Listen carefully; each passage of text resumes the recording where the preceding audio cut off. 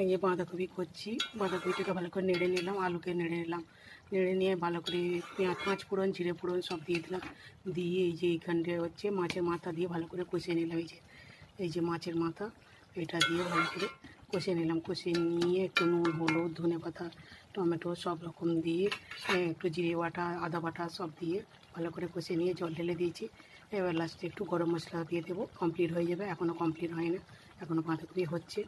এইখানে হচ্ছে সর্ষে ইলিশ, এই যে সর্ষে পাঠিয়েছি দুই রকম, সাদা সর্ষে, পোস্ত সর্ষে, পোস্ত কালো সর্ষে, সাদা সর্ষে সব রকম বেটেছি। বেটে এখানে ইলিশ মাছটাকে ভালো করে ভেজে নিয়েছি।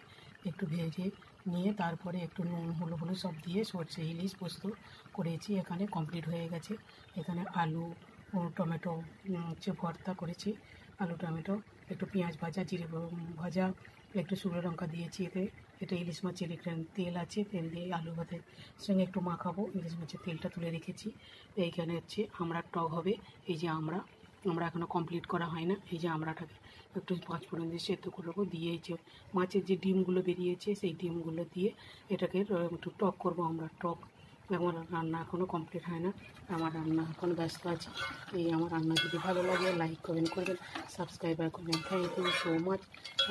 এখানে রাখছি, টাটা বাই বাই। এটা একটা কমপ্লিট হয়ে যাবে। ওকে বাই, এইখানে রাখছি। Thank you so much.